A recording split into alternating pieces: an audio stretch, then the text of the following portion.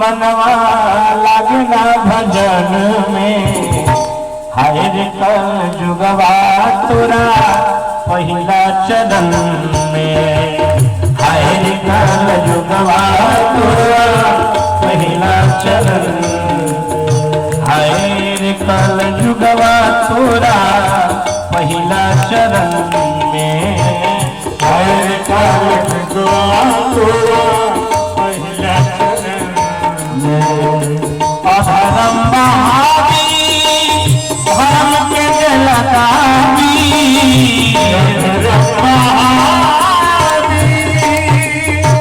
धर्म के जलतावी मनवा लगना भजन में हायर कल जुगवा तोरा पहिला चरण में हायर कल जुगवा तोरा पहिला चरण।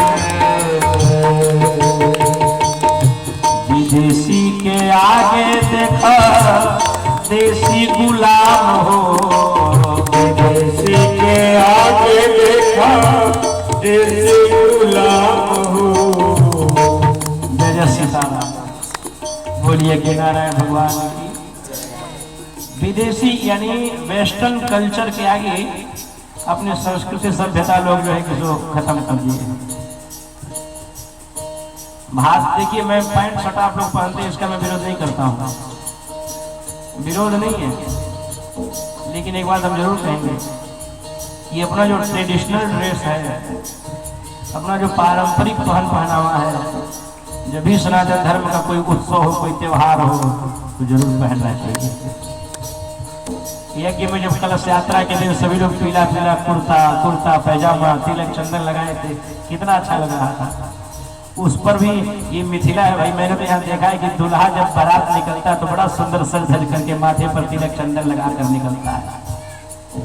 अभी मिथिला में वो परंपरा है। धन्य हो यह मिथिला की माटी, धन्य हो यहाँ की संस्कृति। आप सबों को एक बात बता दें, अवध और मिथिला के संयोग ने पूरी दुनिया को इंसानियत का पाठ पढ़ाया है, मानवता की शिक्षा दिया है। क्योंकि जब तक सीता जी राम जी की हुई न होती, सीताराम एक न हुए होते तो दुनिया को मानवता का पाठ नहीं मिला होता, इंसानियत का पता नहीं चला होता। तो ये धन्य हो अयोध्या और मिथिला की संस्कृति और सभ्यता। उस पर भी अब मिथिला क्या पूछना।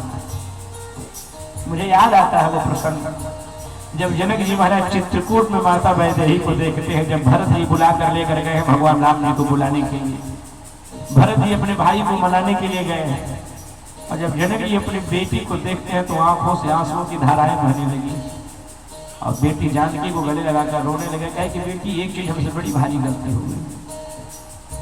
सीता जी कहती है क्या?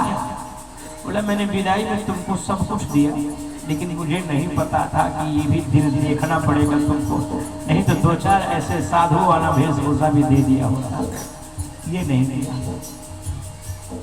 आप कल्पना करें सीता माता चाहती है आजकल की अगर जो लोगों की जैसी होती तो वो चाहती कि भाई पति जब प्रदेश जा रहे तो हम मायके चले जाए उतने दिन, लेकिन मायके के लोगों को पता तक नहीं चला।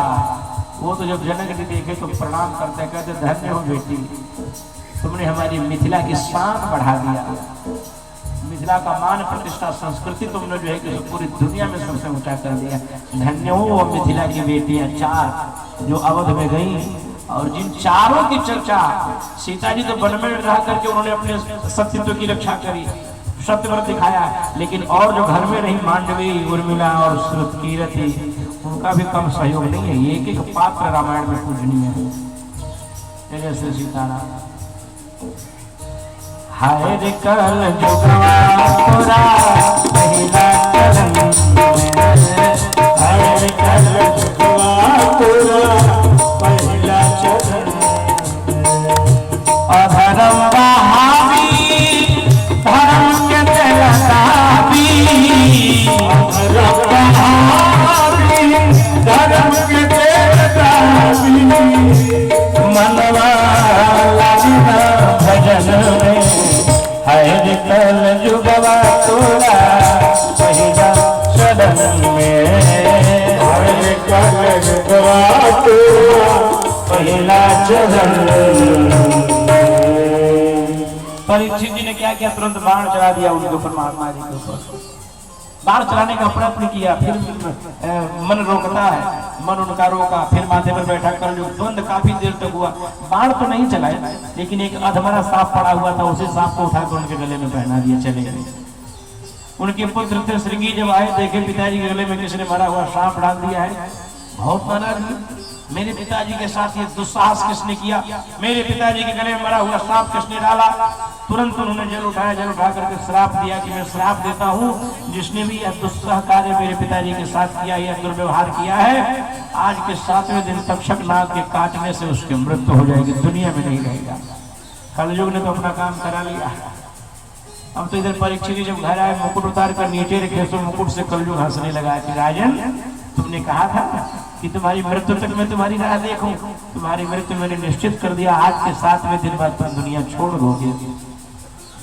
परीक्षित जी रोने लगे, बोले महाराज मैं मरने से नहीं डरता हूं, आज मैंने एक बड़ा जघन्य अपराध कर दिया है। मेरे कुल खानदान के लोग, मेरे पूर्वज, मेरे पुरखा पुरनिया सदैव से गौ ब्राह्मण संतों की सेवा की, और आज उसी खानदान का होकर जय श्री सीताराम, आज उसी खानदान का होकर के, उन्हीं के घर का होकर जय सीताराम, सीताराम सीताराम, उन्हीं के घर का होकर के, उन्हीं कुल खानदान का होकर के, और मैंने ऐसा ही दुस्सह कार्य कर दिया, एक महात्मा का अपमान कर दिया, उनके गले में मरा हुआ सांप डाल करके। बहुत दुख हुआ।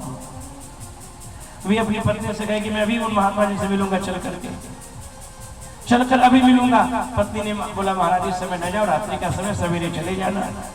तब तक जो है समीक बाबा जब जगे, जब पुत्र ने उनका श्राप परीक्षित जी को दिया, वे जगे जगने को अपने पुत्र को डांटते, मूर्ख कहीं का, तुमने परीक्षित जैसे धर्मात्मा राजा को श्राप दे दिया, बताओ। परीक्षित जैसा धर्मात्मा राजा पर नहीं रहेंगे तो धरती पर नहीं रहेंगे तो धरती चलेगी कैसे। अच्छे लोगों की संख्या कम होती है समाज में, लेकिन समाज का मूल्यांकन उन्हीं से होता है, समाज उन्हीं से जाना जाता है। आपने देखा होगा खेत में फसल के साथ साथ घास फूस अधिक पैदा हो जाते हैं, लेकिन घास फूस काट कर घर नहीं आता, फसल ही आता है। और दाम जब लगता है तो फसल का लगता है, घास फूस का नहीं लगता है। अपने पुत्र को डांटते हुए पहुंच गए परीक्षित जी के पास।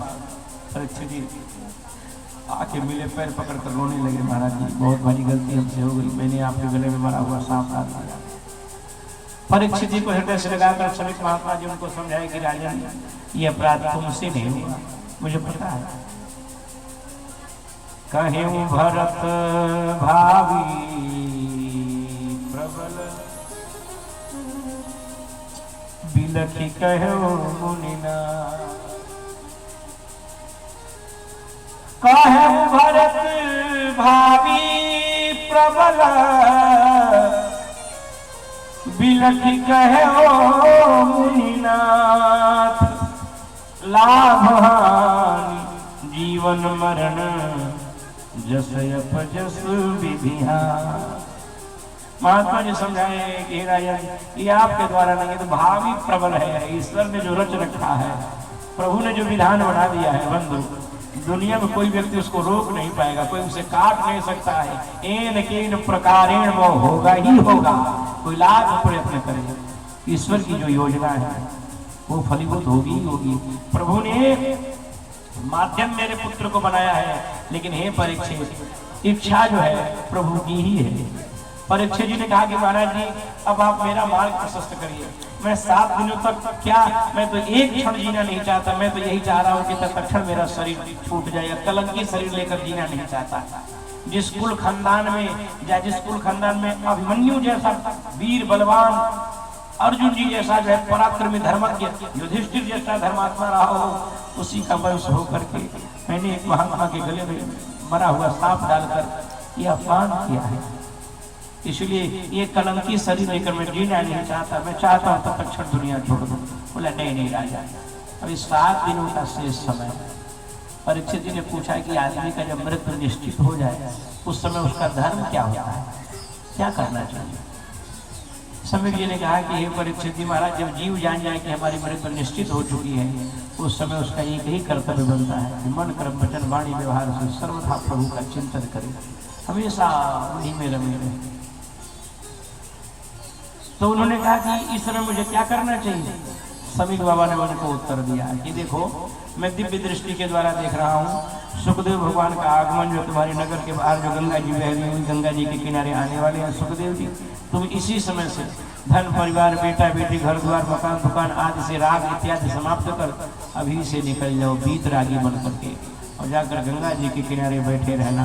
सुखदेव जैसे महात्मा का आगमन होगा, उनके द्वारा जो भगवत वाणी तुमको सुनने को मिलेगी, उन्हीं के द्वारा तुम्हारा उद्धार होगा, तुम्हारी मुक्ति होगी। महाराज महात्मा समय बताकर जब चले गए तो परीक्षित ही सोचे कि इसी समय परिवार त्याग छोड़ दो। या भलाई भी इसी में है कि जब उसे ज्ञान हो तभी से परिवार से मोह माया समाप्त कर लिया जाए। और ध्यान से सुनिएगा, बड़ी ऊंची चीज बता रहे हैं। परिवार से मोह माया समाप्त करने का मतलब ये नहीं हुआ कि बेटा बेटी पत्नी और भाई बंधु परिवार जिनसे आप जुड़े हुए उनसे अपना आप कर्तव्य खत्म कर लीजिए। नहीं, कर्तव्य आपका उनसे ही जुड़ा रहेगा। कर्तव्य जुड़े रहिए, लेकिन शरीर से कर्तव्य निभाइए, आत्मा से अंदर से बिल्कुल परमात्मा के लिए खाली रहिए। वैराग्य का मतलब क्या होता है? वैराग्य का मतलब ये नहीं हुआ कि आप बेटा बेटी घर द्वार परिवार मकान दुकान खेती बाड़ी छोड़ करके साधु सन्यासी वैरागी बन जाइए। वैराग्य का मतलब ये होता है कि सबसे बड़ा वैरागी वो है कि जो राग के बीच में रह करके भी वैरागी बना हो। बच्चों में भी रहे, धन में भी रहे, पद प्रतिष्ठा में भी रहे, लेकिन उसमें लेस मात्र का कोई राग न हो, उसमें लेस मात्र का कोई राग न हो। एक मिनट,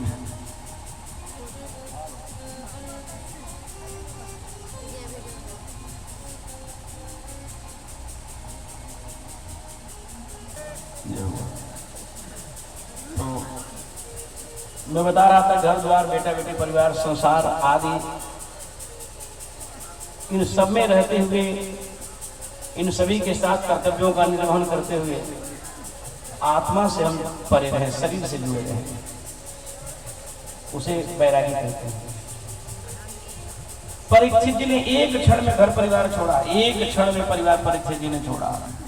बोली हनुमान जी महाराज की।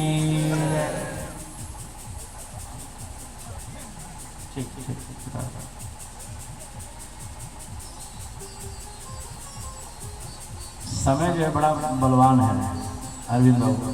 हमारी परिस्थिति आप लोग समझ सकते हैं, जय जय सीताराम। लेकिन मैंने बताया ना कि ईश्वर ने जो रच रखा है उसको कोई मिटा नहीं सकता है। भगवान ने जो लिखा है उसको कोई मिटा नहीं सकता। प्रभु ने जो, हम हो आप हो कोई भी हो, संसार का ये नियम है।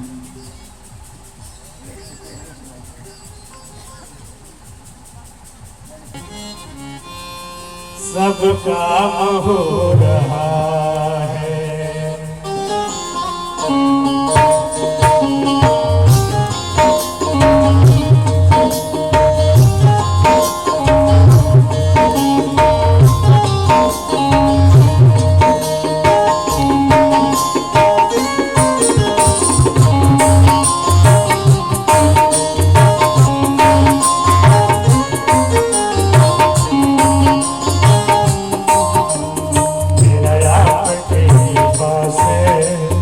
सब काम हो रहा है, मेरा आपकी कृपा से सब काम हो रहा है।